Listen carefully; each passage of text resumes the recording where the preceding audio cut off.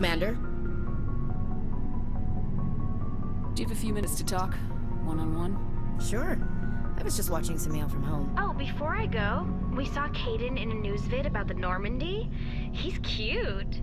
Later, sis. Let's pretend this never happened. Are you interested in the Lieutenant, Chief? No, ma'am. And anyway, Scuttlebutt says he's already sweet on someone. What's up? You didn't come by to eavesdrop on family mail. Your family seems to be important to you.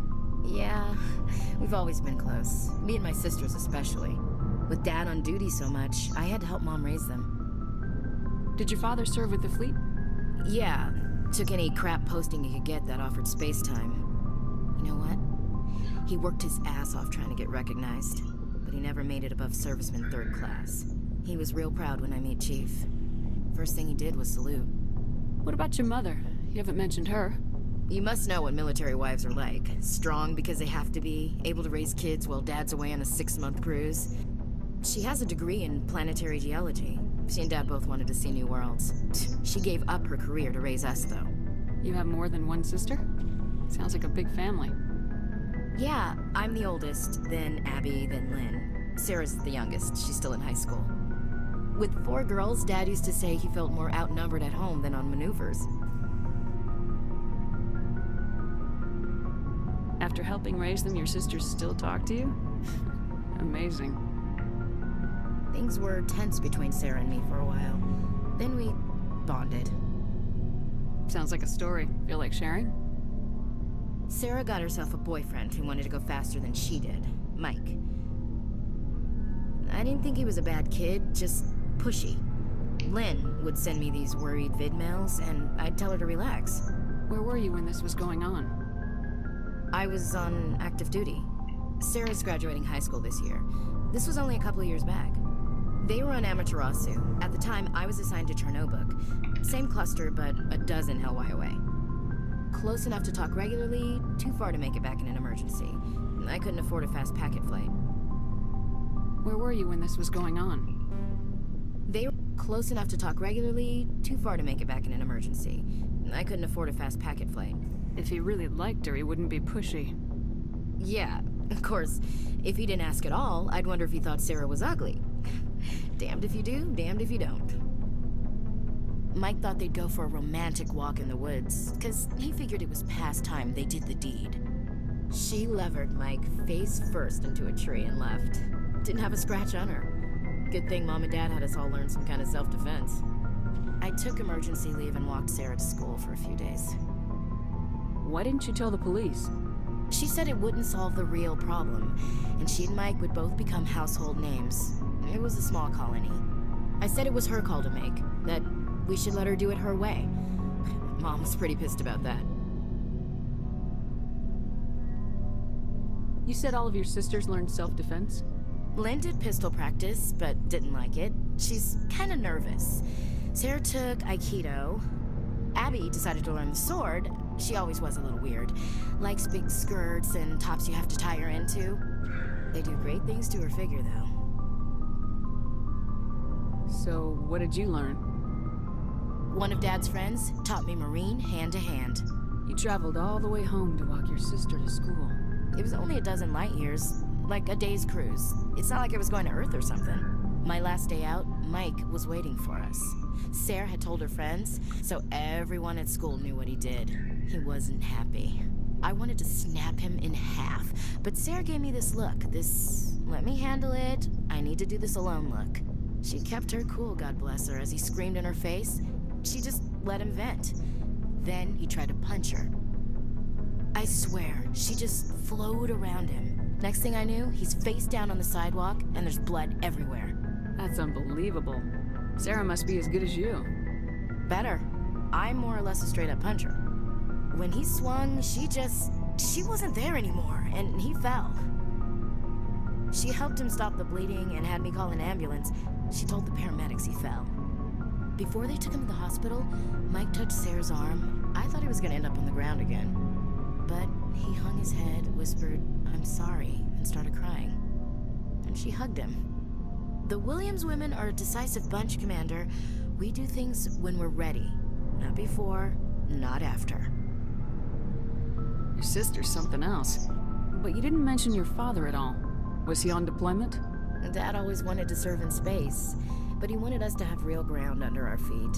He'd say, space is beautiful, but you can't raise a family there. I cannot rest from travel. I will drink life to the lees. All times I've enjoyed greatly, have suffered greatly, both with those that loved me and alone. For always roaming with a hungry heart, much have I seen and known, cities of men and manners, climates, councils, governments. I never thought I'd hear you reciting poetry. Just because I can drill you between the eyes at 100 meters doesn't mean I can't like sensitive stuff. Just don't spread it around. Ulysses was my dad's favorite poem. Every time he shipped out, he recorded me reading it. He had a dozen versions when he retired. Does he still like it? I sure hope so. I read it to his grave every time I go home. Dad passed on a few years back. He's probably still watching, though. You mean from wherever we go after death? Dead on, Skipper. He's with God now. That's not a problem with you, is it? That I believe in God? You know that old saw, there's never an atheist in a foxhole? I've been in a lot of foxholes. Yeah, I guess you have.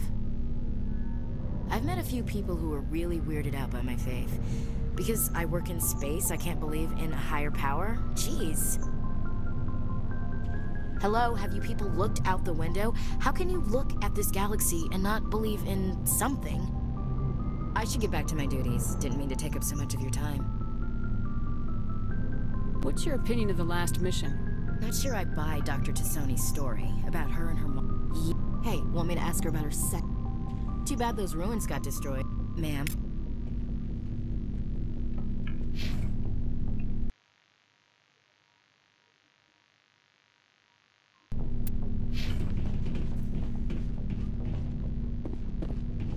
Commander, good to see you.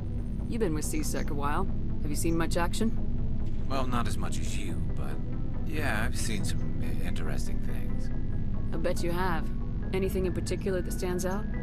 I remember this Solarian geneticist I was sent to investigate. That case was a bit disturbing. What happened? Why were you investigating him? I was tasked with tracking black market trade on the Citadel. Most of it harmless, nothing I needed to pursue. But during the course of my investigation, I noticed an increase in the trade of body parts, organs mostly. We usually get a few of those, but not the numbers I was seeing. We weren't sure if there was a new black market lab or if some freak was harvesting organs from citizens.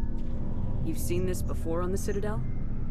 Every so often, some lab sells unwanted parts through the black market, but they're not as bad as the cycles. I remember this one L-Corps diplomat we caught in my first year on the job. He was hacking people up and selling their organs. Had the station in a bit of a panic. But this case wasn't that clear-cut. Turns out there was more going on than we first realized. So how did you figure out what was happening? First, we got a hold of a sample and ran DNA tests.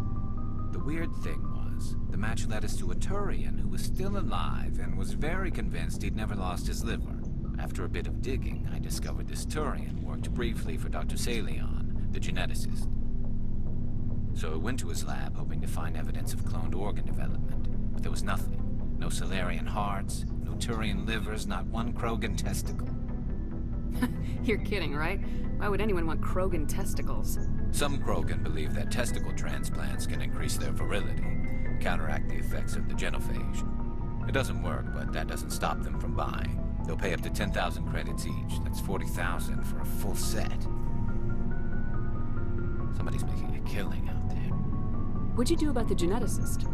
I brought in some of his employees for interrogation to see if I could get them to talk. While I was interviewing one of them, I came across something suspicious. You mean threatening? Was that really necessary? Maybe, maybe not. Either way, it paid off. One of my detainees started bleeding profusely during the interview. We offered to patch him up and he got frantic, freaked out. I ordered a full exam to find out what was going on. Our medics found incisions all over his body, some of them fresh. That was our big break. These people weren't just Dr. Salion's employees.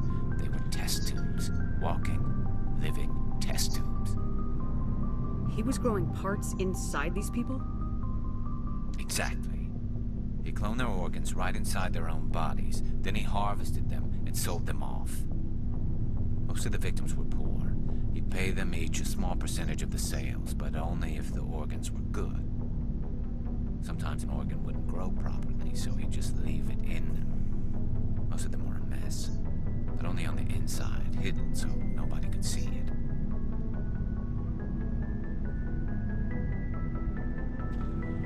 I hope he got what he deserved. That's the worst part. We never caught him. Why not? What the hell happened? He ran, blew his lab, grabbed some of his employees, and headed for the nearest space dock.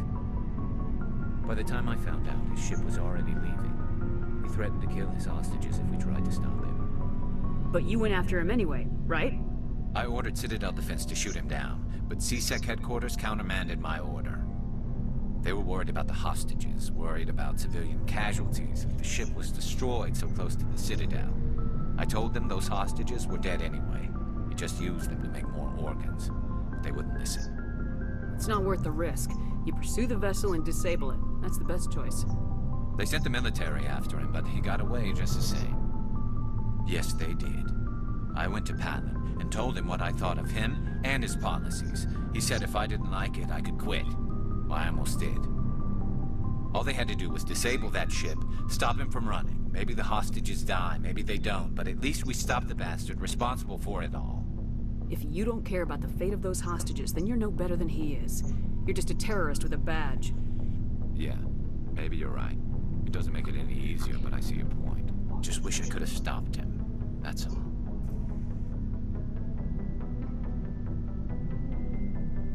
Do you have any idea what happened to Dr. Salian? I sent out feelers from time to time, hoping to find something. I thought I'd found him a while back. He changed ships and changed his name to Dr. Hart, his idea of a joke, I guess. I told the military, but they weren't convinced it was him. I got the transponder frequency for his new ship, but I just can't get anyone to check it out.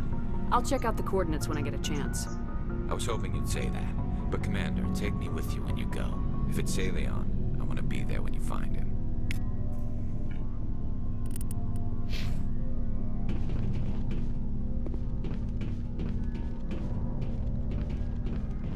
What do you want, Shepard? Why did you become a mercenary? Lots of reasons. Such as? Such as, I needed to get out of our system. I needed to eat. I needed to survive. Why not stay and help your people? I tried to help. That's why I had to leave. What happened?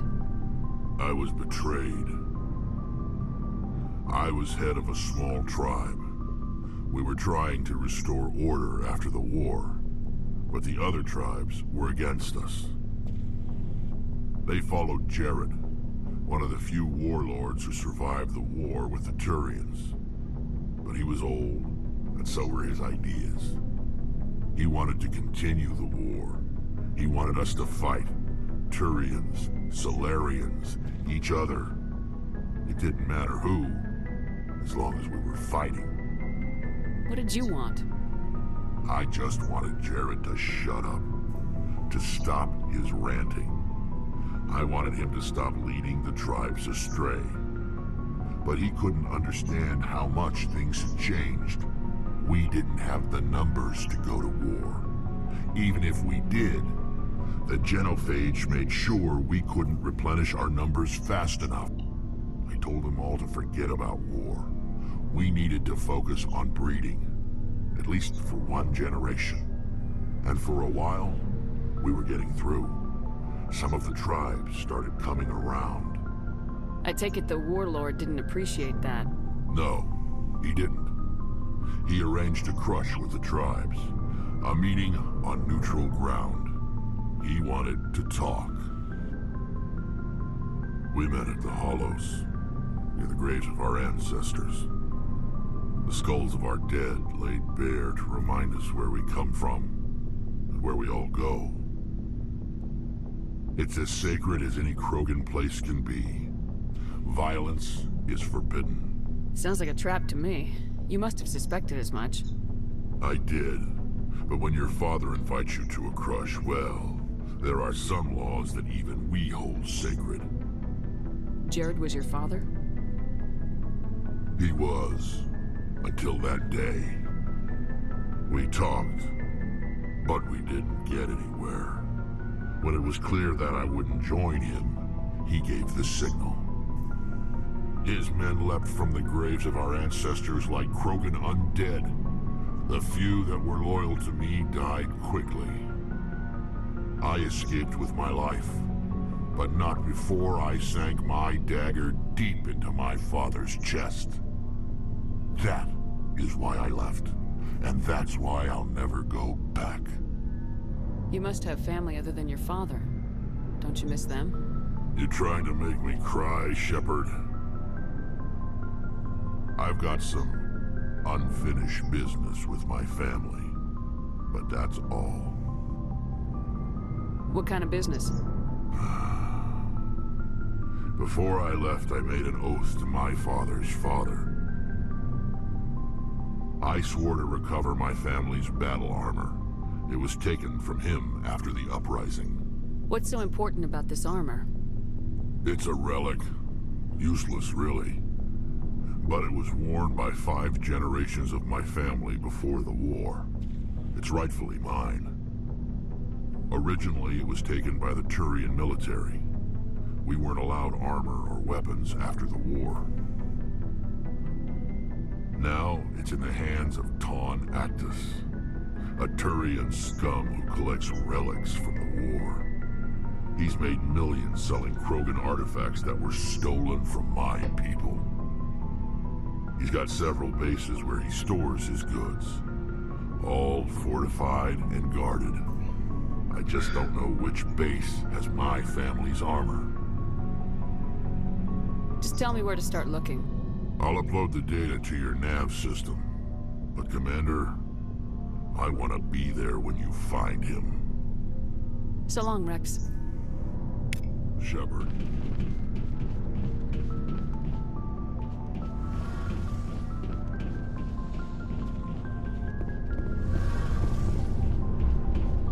Shepard, I'm glad you're here. Good to see you smiling again, so to speak. I'm sleeping much better now. I guess I'm getting used to how quiet your ship is.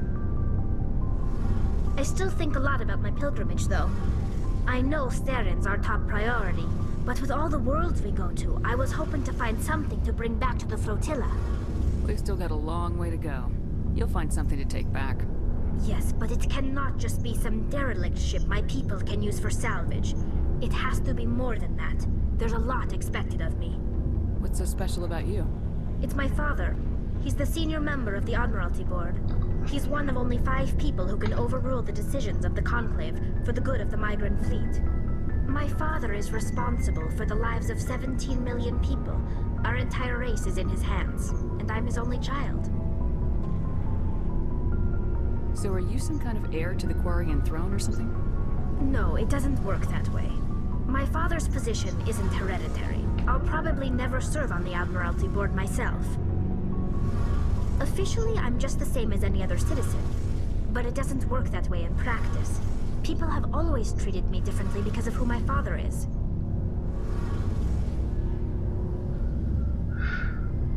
You must get all kinds of special privileges. I probably had it easier than most growing up, but it's not all good. People like my father have enemies, and they're not above using me to get to him. It must be tough on you. My people place a high value on family and ancestry. There's an unspoken expectation that I'll live up to my father's example. Something great on my pilgrimage, something that will forever change our lives for the better. If I don't, it's like I failed, and that reflects badly on both me and my father. The work you're doing here is more important than anything any Quarian's ever done before. Yes, I know. But you have to understand Quarian culture. We're a very insular society. The events beyond the flotilla don't much matter to the average citizen. Our greatest dream is that one day, we'll return to our homeworld and drive out the Geth. But even if we stop Saren, that's not going to happen. There's still millions of Geth behind the veil. Until they're gone, our exile will continue. What would you need to bring back to make everyone happy? Something that would help us better understand the Geth. They've changed significantly since the exile. They've continued to evolve. We've done our best to study them, but it's not easy. They're very reclusive. Until recently, they never went beyond the borders of the Veil. And all the Geth we run into now are under Saren's control. We'd need to find Geth operating on their own, independently. But I don't want this to get in the way of our mission, Shepard. First, we stop Saren. Then I'll worry about my own problems. I should go. See you later.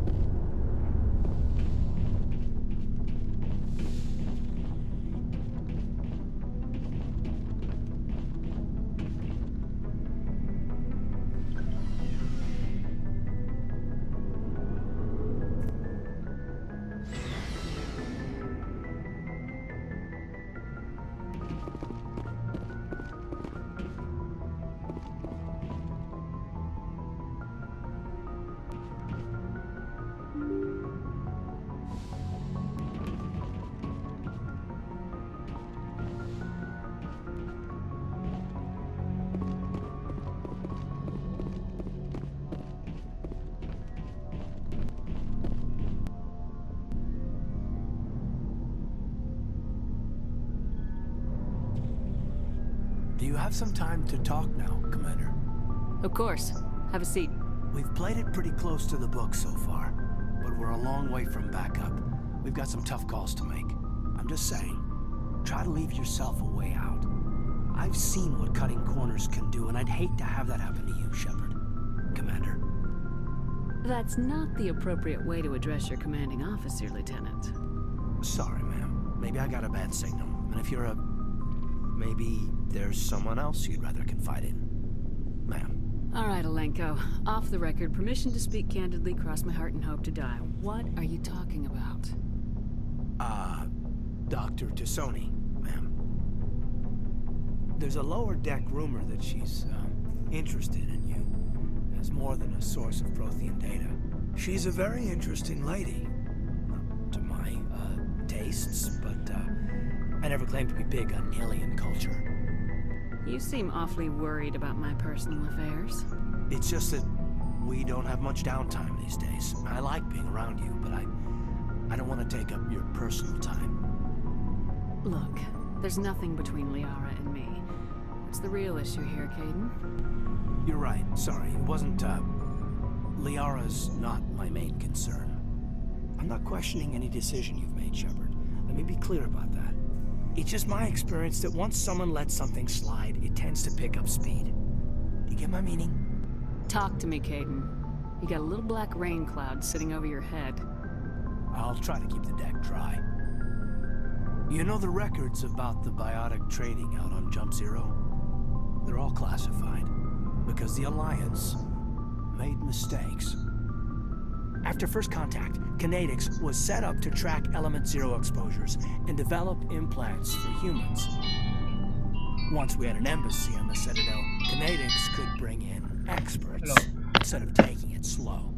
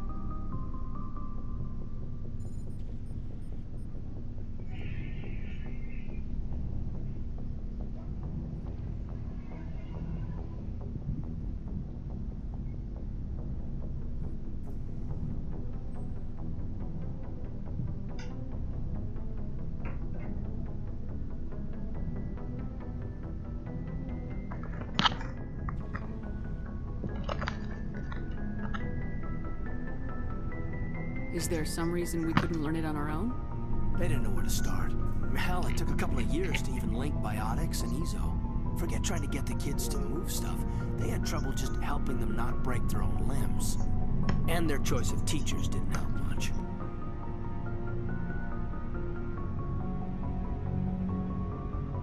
The only experts would have to be aliens. Dead on. Turians, actually. That's why Canadics kept it a secret. They were afraid of what people back home would think, asking the Turians for help when we just fought a war with them. The Asari would have been more acceptable than the Turians.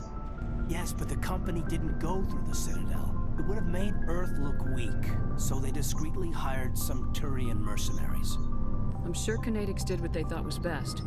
It wasn't best for us. They brought in an ex-military Turian named Commander Vernus. To introduce himself, he liked to say, "I was at the helm of the dreadnought that killed your father." Well, I told him my dad wasn't in the war. He'd retired to Vancouver. My family had an inland home that matured to New Beachfront. Vernus had it in for me after that. He cut corners, pushed hard. I mean, you either came out a Superman or a wreck. A lot of kids snapped. A few died. The point of all of this, I guess, is that when you cut corners, it's not always obvious who pays for it. So why are you telling me this? Is there something I can do to help you get over it? I'm 32, Shepard. You don't serve as long as I have without coming to terms with yourself. You also learn that if someone is special to you, you help them. Try to keep them from making mistakes. Special, huh? If I'm out of line, just say the word. You're not out of line, Caden. But there are regs. I get you, Shepard. I don't make a habit of complicating the chain of command. Just think about what I said. Just trying to get a sense of where the crew's at. Thoughts? I've wasted enough of your time for now, Commander. We'll have time for personal debriefings later. We'll talk later, Caden. I'd like that.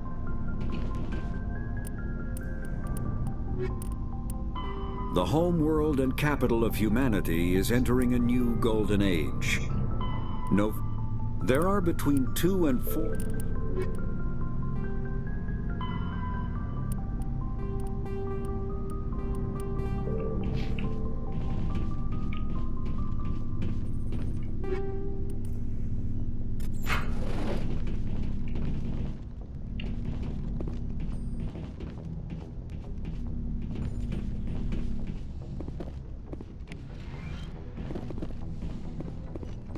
Yes, Commander? Is there something you need? I should go. Goodbye, Commander.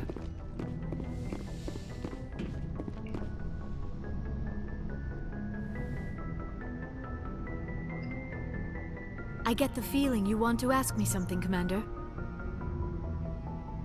Maybe we could pick up where we left off. You were telling me about your interest in the Protheans. Actually, I think I was talking about my interest in you, and making a fool of myself in the process. As I said, I am not used to dealing with people, especially humans. I did not really know much about your species when we first met, Shepard. I found it hard to take humanity seriously. Your kind always seemed so rushed and high-strung. We don't have the luxury of time. An Asari can live for 1,000 years. We're lucky if we hit 150. That is true. At first I thought that was a weakness of your species. After spending time with you and your crew, however, I think it may actually be an advantage. You humans are creatures of action. You pursue your goals with an almost indomitable determination. It is an admirable trait, but also an intimidating one. You're scared of us? Unfortunately, the rest of the galaxy sees humanity as something of a bully. You run over anyone in your path to get what you want. It is up to people like you to change their minds, Shepard. I'm doing the best I can, Liara. There is a reason the Council chose you to become a Spectre. They saw something special in you. The best of what humanity has to offer. I looked into your history. I know what you did on Torfin. I cannot even imagine how horrible that must have been, but you did what had to be done. You didn't need to go behind my back. I would have told you whatever you wanted to know. I apologize, Commander. After our last conversation, I was afraid I would say something stupid again. I wanted to know more about you, to understand what made you into the woman you are. There is something compelling about you, Shepard. Are you sure you're interested in me? Or is it my visions of the Protheans? I admit, your connection to the Protheans had something to do with my initial interest, but it has grown beyond that. You intrigue me, Shepard, but I was not sure if it was appropriate to act on my feelings. I thought there might already be a relationship between you and Lieutenant Alenko. You want a relationship with me? Even though we're both women? We Asari are monogendered, Commander. Male and female do not have any real meaning for us. We do, however, have maternal instincts, so perhaps we would fill what you consider a female role. I'm sorry if this is awkward for you, Shepard. I am only trying to be honest. I feel as if we share some type of connection. But none of this matters if you are already involved in a serious relationship with Lieutenant Alenko. I care about Kaidan. A lot. I thought so. Still, I feel as if there is also some attraction between us, Shepard. I'm not interested in you in that way, Liara. This is very embarrassing for me, Commander. Please, let's talk about something else. I should go. Goodbye, Commander.